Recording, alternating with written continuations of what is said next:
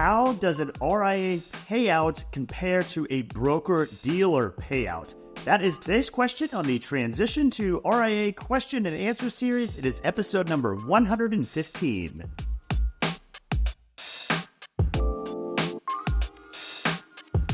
Hi, I'm Brad Wales with Transition to RIA, where I help you understand everything there is to know about why and how to transition your practice to the RIA model. If you're not already there, if you start out by headed on over to transitiontoria.com, you can find all of the resources I make available from this entire series in video format, podcast format. I have articles, I have white papers, all kinds of things to help you better understand the RIA model. Again, transitiontoria.com. Okay, on today's episode, we're going to be talking about, because I get asked this often by advisors, is, hey, what is the payout in the RIA space? And obviously, part of the motivation for why an advisor might be asking that is so that they can compare that to what their payout is at their current firm. And so we're going to kind of dive into typically what those payouts look like, again, here in the RIA space.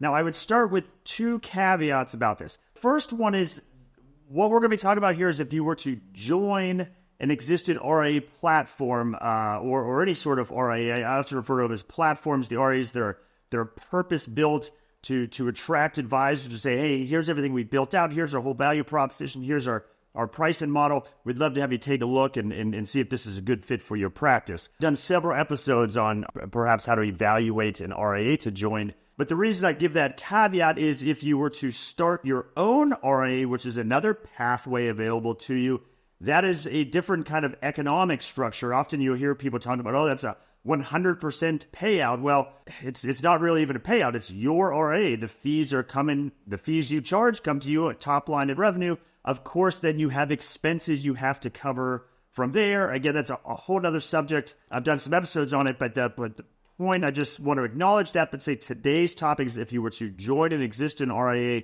what do those payouts typically look like? So that's the first caveat. And the second one is I'm going to attempt, and I will give you some hard numbers here on the episode, but I want to attempt to kind of bring to your attention many of the variables involved in this decision, because when I get asked that question, oh, what's the payout? The easy answer is the old, it depends, which I realize is frustrating to hear at times or not very helpful. So what I hope to do on this episode, besides give you some hard numbers, is help you understand what some of those variables are that you need to factor in to make sure that you're making a fair comparison to perhaps what you have now and what a future path might hold for you. So kind of with those caveats, a couple items, first of all, that we want to make sure we're speaking the same language when it comes to a quote-unquote payout. So the first thing is you always want to make sure you're comparing apples to apples. So you can't just look at, and I don't care if you're at a wirehouse firm, you're at an independent broker-dealer firm, whatever model you're at, it's not generally as simple as saying, well, what is my quote-unquote payout over here,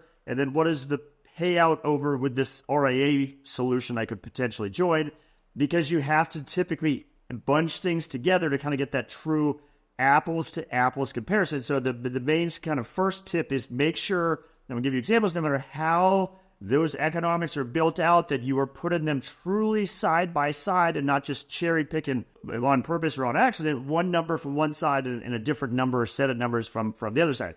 So what I kind of mean by that is, at the end of the day, it doesn't matter what these things are called, whether it's called a payout or something else, because again, all that matters is how much are you charging and how much actually flows to you, and then perhaps you have expenses still to cover from that amount, but how much actually flows to you. And so at different firms, there's different things that kind of take a slice out of the pie. So there is that payout piece, typically again in a broker-dealer RIA model, but then there are also perhaps platform fees that might be charged, or advisory account fees or custodial fees. And the reality is, it doesn't matter what your current firm or what future firm you might be part of calls it.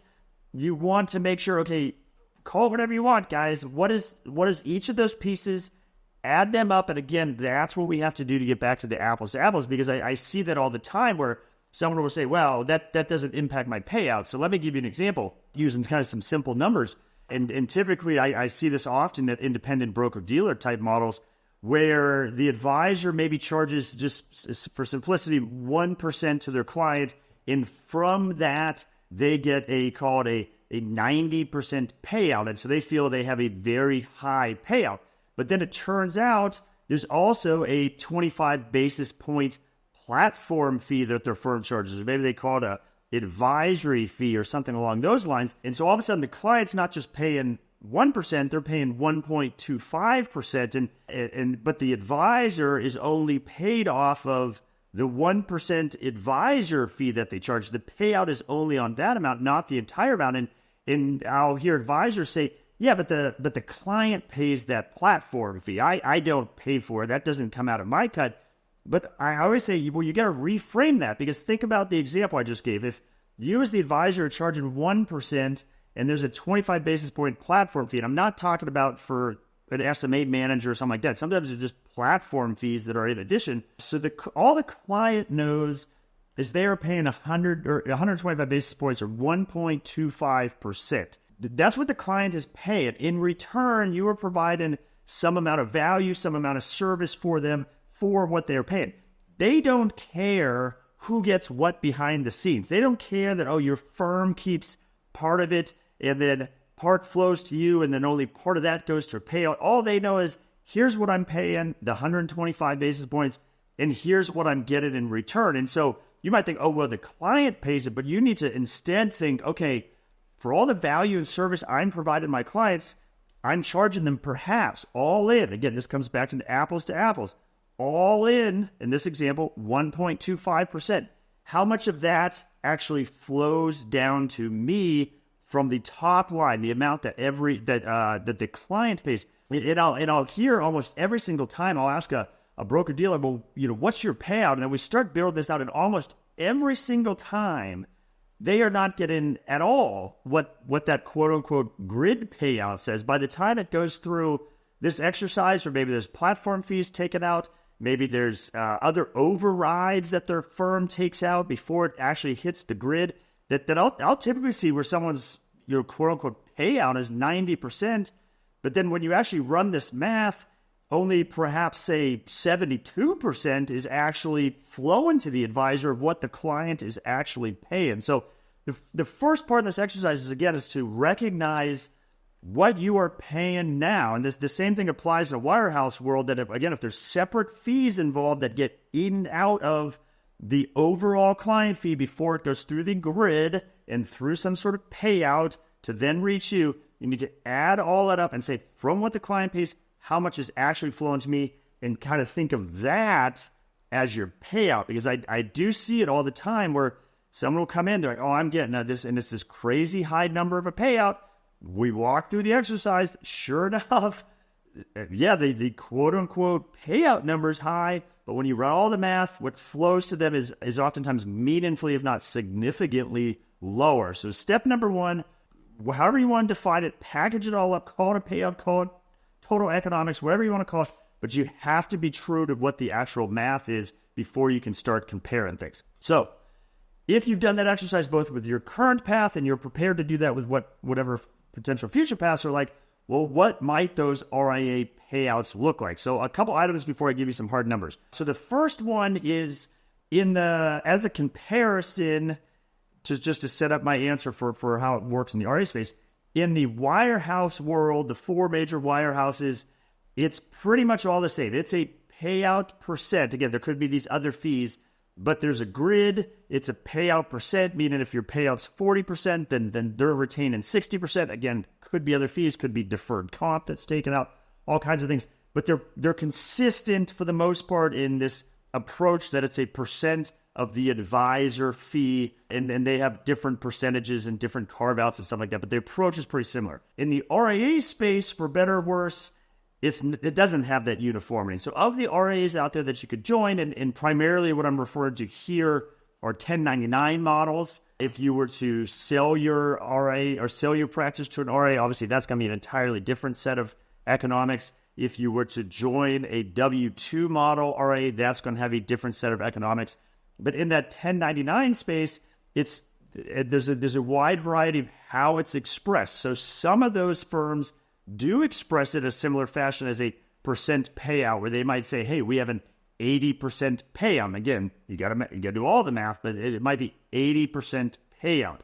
Others express it in the inverse of that, where and the math is the exact same. It's just how it's expressed. That they don't say, hey, we have an 80% payout. They say, hey, here's everything we do for you, and we retain 20% of the revenue. Again, that math is the exact same. It's just how it's expressed. But again, you got to know that different firms express it different ways. Other RIA platforms express it in basis points. So they don't even speak of percentages of revenue. They say, hey, it might be a 15 or 20 basis point fee. And again, here's all the value and services we provide you, and we charge 20 basis points for that. And then finally, there are some solutions that do even a combination of that, where they might say, hey, it's 5 basis points plus 10% of revenues. And that's how they structure it. So a couple of things. One, just be aware different RIA solutions express it different ways. And if you're comparing multiple solutions, if they are expressed in different ways, you always want to bring that math back neutral. So you are, again, apples to apples added up consistently across the board there. And then the next part of that is when you do see a number, whether it's expressed as revenue or inverse or bips, then you're going to say, okay, great. Well, what all do I get for that?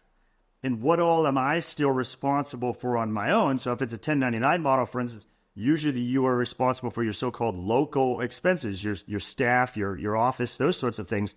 But where there could be some variability there at the RIA offered is what technology is built into that price, or what technology might you have to procure on your own. So it's important to again, go apples to apples on how that number is expressed, but then also to understand what do I get for that?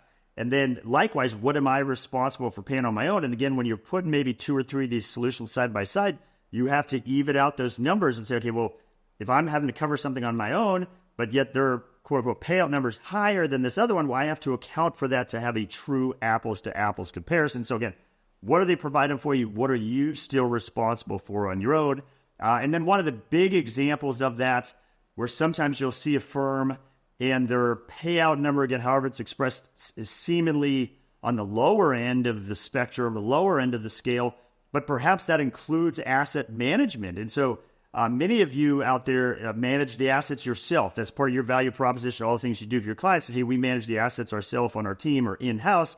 Others say, hey, no, that's not part of my value proposition, doing it myself. Perhaps it's not your passion, or you're more focused on the financial planning side, where you use third-party solutions. And so that could be SMA managers or model marketplaces or whatnot.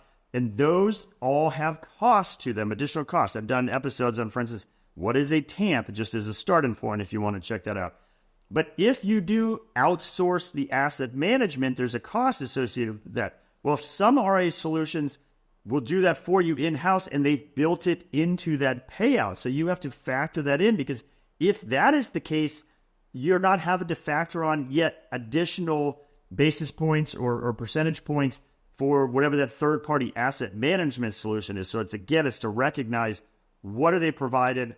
Let's levelize it all out. And one of the things that can really move that needle is that asset management piece, to the degree you do want to outsource it to someone else as opposed to doing it yourself. So with all those caveats, with all that background, a couple just high-level numbers for you. Again, this is for more of a 1099 model. W-2 acquisition models, those are all entirely different economics. But in the 1099 space, typically that ranges, and again, some will express it differently, the inverse, but when you run all that math, typically it ranges from 70 to 90% payout. Now, again, you still have your own local expenses to cover after that, but just to give you a high-level idea of typically what that is in the 70 to 90% range. And you might think, well, again, why in the world would I pay 70 if someone else is paying 90? Well, it's all about what you get in return. And again, that 70 might include asset management. I've also seen you need to be careful. You think, well, let me just go for whatever the highest one is, even if I've levelized these. Well, to a degree, you get what you pay for. I once had an advisor came to me, and he was getting, and again, it wasn't this simple because there's these other fees, but he was getting this seemingly high 94% payout or however all the math added up. And he was complaining, he was at this RIA, he was complaining that he wasn't getting very good service from them, and he wasn't getting very much value from them. And he was expressing all this to me before I asked what the economics were. I kind of already knew where it was going. I said, well, what do your economics look like? And we concluded that he's essentially getting this like 94% payout. I said, well, what do you expect for if they're only retaining 6%? they are providing services. They were doing the compliance. They provide technology. Maybe provide, those are hard costs they have to cover. Then they need money to be able to reinvest back in the platform. Then these are for-profit businesses. They need to make a profit. Quite frankly, I don't think that RIA was smart enough to realize what they were doing, price out. There wasn't any meat left on the bone. So it doesn't at all surprise me that the service was lousy because they weren't retaining enough. So careful when you look at that range of that, say, 70 to 90%. Now, that's not to say there can't be some good solutions on that higher end of the range, but that might require that you handle more things at the local level. And maybe you're fine doing that. Maybe you want to control some more of those local expenses. But that's why it's so important to dive into what exactly are they providing. And again, don't just default to the highest payer. The devil's in the details on that.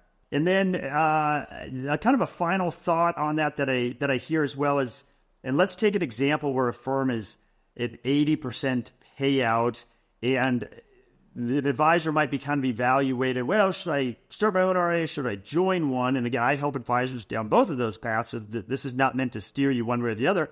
And they will express, as we kind of consider both of these paths, to say, well, I don't want to pay someone 20%. Again, that's the inverse of the 80% payout of this example. See, I don't want to pay someone that, but the reality is that, but you're not paying them 20%. In theory, that's how the little logistics work out. But the reason you're not essentially paying them 20% because if you were to start your own RIA and put all these pieces together yourself and manage all these pieces yourself, there's a cost to that. So because you're joining them, they are taking some of those costs and those responsibilities off your plate. They're typically doing compliance for you. They're typically providing you with technology, E&O insurance. They might be providing you with marketing services, those sorts of things. So if you were to start your own, you have to replicate those on your own. There's reasons you might decide to go down that path, but that is all going to have a cost. And so to do a true, again, apples to apples from, hey, what would it look like to start my own RIA to what would it look like joining one? You can't just say, I don't want to pay them 20%. You have to say, well, how much would it cost me to build it myself and manage it myself? And by the way, you kind of need to mentally put in the intangibles of, do you want to do that? And then you add up that math and only then can you compare it. And so to use a super simple example, maybe you run that exercise and you determine, okay, for everything they would provide me, I could actually do that myself for 15%. And again, this is a super simple example. So then the calculus is, okay, they charge 20. If I do it all myself, it costs 15. So really, you're only paying them the difference between that. You're paying them 5% for the luxury of not having to be responsible for doing all those things yourself. For some advisors, that's well worth it to them. They say, for us 5%, and I don't have to deal with all that stuff, I don't have to deal with the SEC or whatever, that is worth it to them. Others say, no, not only do I want those economics, I need or want the additional flexibility I could have from my own RIA, so that's the path I'm going to go down. But the main point is, when you're trying to compare starting your own RIA versus joining one, you can't just look at what you pay the existing RIA solution and not recognize, again, for apples to apples comparison, there are costs associated with running your own RIA as well. So the final takeaway I'll leave with you on this, and this is not to give some sales pitch for my services, but hopefully you realize from this episode, there's a lot of variables that go into this. Not only just recognizing truly what your current situation is, but then what the future possible pathways into the RIA model look like and how all of those economics work, how all of those value propositions work, and how all the pieces might come together.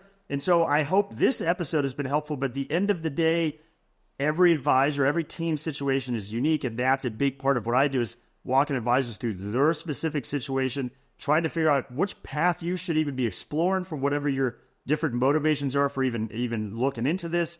And then if we do conclude that, hey, maybe joining an existing RIA is going to be the best path for you, then there's all these different value propositions out there. There's all these different ways it's priced out. That's a big part of what I help advisors do is all steps in this process, and particularly from the economic standpoint. Obviously happy to have that conversation with you as well. But first things first, as I said at the top, my name is Brad Wales with Transition to RIA. If you head on over to transitiontoria.com, you can find all of the resources I make available. Again, this entire series of video format, podcast format, I have articles, I have white papers. At the top of every page is a contact link. Just click on that and you can instantly and easily schedule time to have a one-on-one conversation with me, whether you want to talk about today's topic or anything else RIA related. I'm happy to have that conversation with you. Again, transitiontoria.com. And with that, I hope you found value in today's episode, and I'll see you on the next one.